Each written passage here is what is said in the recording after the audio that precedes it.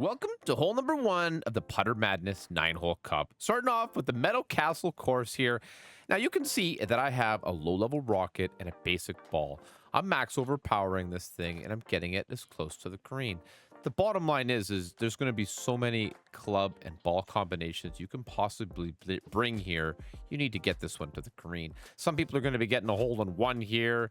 It really just depends. Now, because of the putting situation, you might work to get this ball to the fringe. And from the fringe, we should have a very simple little chip. So that's what I'm looking to do. That's ultimately my plan. Whether I use an extra mile or a Thor's hammer or a big topper, I wish you the best of luck. I'll see you on number two.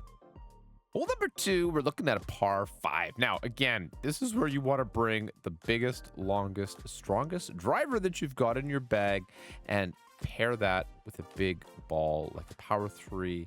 And I think that given the circumstances, depending on the kind of player you are, you might actually be able to get this one really close to the green. Either way, I set it up here that we would use an extra mile with a Titan ball and then second shot here with a wood. Now, I think that the sniper and the Titan situation here is going to put us closer to that mid-min region. Somewhere up near those red markers, I think, would be a little bit more the idea. This could be all over the place. Ultimately, we would come at this one with a long iron. It's going to depend on the wind angle, of course. So the first 3 holes are going to be really big opportunities, and I'm looking forward to capitalizing on them. Okay, so now our final Meadow Castle course, and this one is the par 3, of course. Now, you see me with the beginner long iron and a basic ball.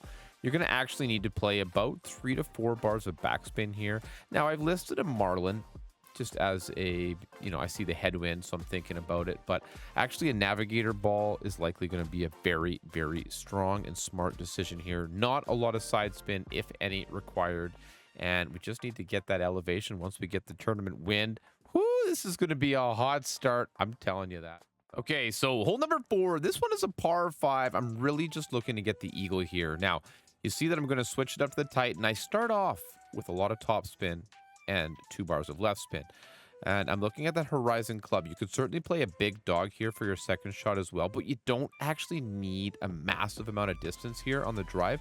And too much distance actually gives you a more difficult angle for the second shot. So sweet spot here is about 2 to 3 bars of top spin on the drive. I'm going to play 3 top, 2 left, and we're setting up here at 10% max with that Titan ball and the extra mile. So you could, arguably give this a tiny little bit of left curl. Sometimes I do, sometimes I don't. But as long as you can keep it in the middle of the fairway, if we have a good wind angle, of course, then it shouldn't be too much of a big deal. So as you can see, the pin is coming into view there, and you can see the rough in front of it to the left. The further you get to the left here on the drive, the worse the second shot will be.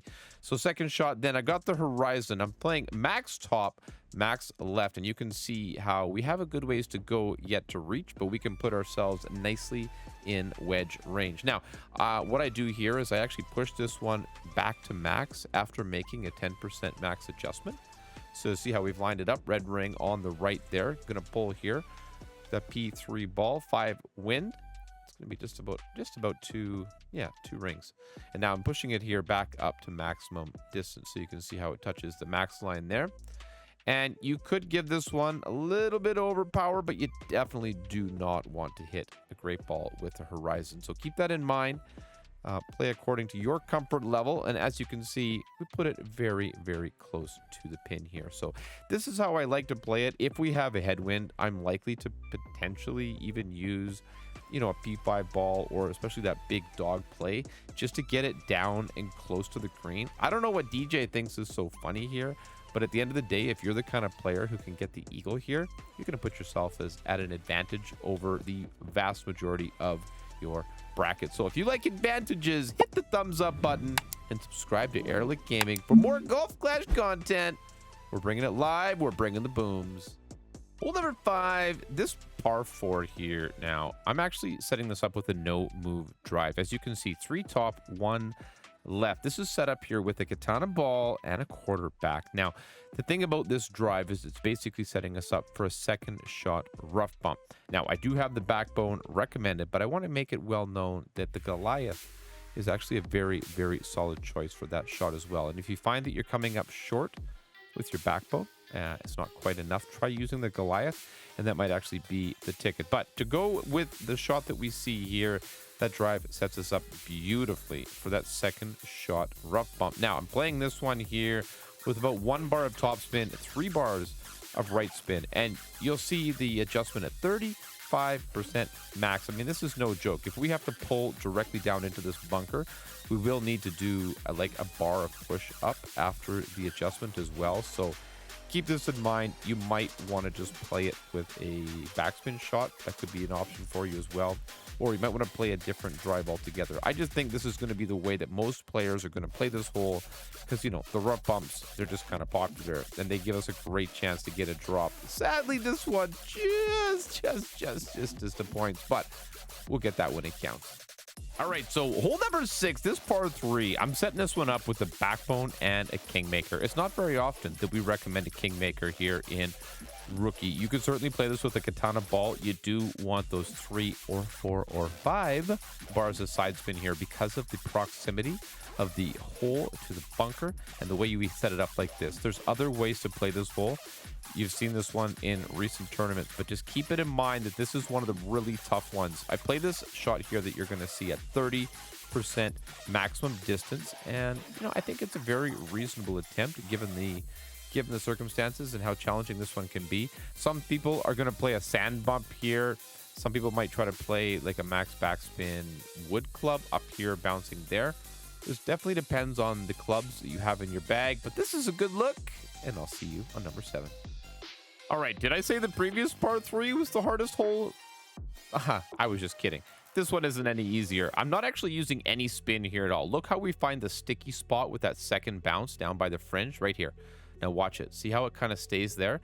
Got the blue ring very, very close, or the clear ring, excuse me, half of the clear ring on the left-hand side there. That ball guide trailing down to the pin nicely. Navigator and a sniper here, adjusting 1 to 1. That's 3.5 rings for 3.5 wind. Now, this is a tough hole, but I feel like if you can get this drop, you're going to really put yourself in a nice position. And put yourself in a nice position by hitting that subscribe button so you don't miss out on any of these tournaments. I love playing the tour play with everyone as well. Come on, baby. Be the hole. I wish you the best of luck. Hole number 8, and this might be the first time that we have not ended a tournament on a par 5. This par 5, I'm playing here directly to the third fairway on the right-hand side. I've got about 2 bars of top, 2 bars of right spin, and you can see with an EM5, we're just about making it. So your 6s and 7s and such should be just fine. No matter the spin set here, we want to get the ball close to the end of this third fairway without going over, of course. And be careful. The sides of these fairways here, they do slope off to the edges. So if you're not executing this drive cleanly, you could find yourself in a dire situation. But if you can come around 330 yards, your second shot will play beautifully, even with a level 5 sniper. I end up ultimately you're having the top left of the red ring touching the bunker, and you're going to see that second bounce is just on the fringe, but kind of like closer to the green than the rough, if you will. And then of course that ball guide right at the pin. I don't really use much spin to speak of here, just about a half a bar of backspin there. Otherwise, we're just going to make a clean adjustment down into this bunker. 3.4 at 10 max. Now, I don't believe I push up here. Traditionally, when you're pushing down into a bunker, we're going to push, you know, up a little ring or something. But the way this shot was set up, we had actually played this one in this tournament quite a few times. And this is a good one. This is the kind of outcome we're looking for. I want you to have this kind of outcome too. Who feels good when we get them to drop, doesn't it? Hole number 9, it is so strange that we're finishing this tournament on a par 4, and a fun one at that. Even in a strong cross, slight headwind here, I'm still trying to go for the green. You can bounce on that fairway just before this last green fairway if you want. Use as much topspin as you have and roll it up towards the green. You'll probably end up in about a thorn range or so. But I do think that the most players, even if it takes a power 4 or power 5 ball, are going to try to max overpower here with, I've got 2 top, 2 right, and I said about 80% or so max right curl, depending on your club, of course. And you see here, we get this one really, really nice. Now, keep in mind, putter madness, guys. You don't want to just trickle onto the edge of the green here. Otherwise, you're going to put yourself in a probably a very difficult putt. So keep that in mind. I'm looking forward to this modifier. I think it's going to make it a lot like other golf games that I've played in my life. So I feel the EA essence being sprinkled on here, guys. I'm looking forward to this Putter Madness 9-hole cup. I hope you are as well. I think it's going to be very, very fun to see some new features in the game and to play the game in a brand new way. I know you know how to make this Endbringer shot, so I'm looking forward to it, guys. Come on now. Good luck in the tournament. All the very best. Thank you for watching. We'll see you next time.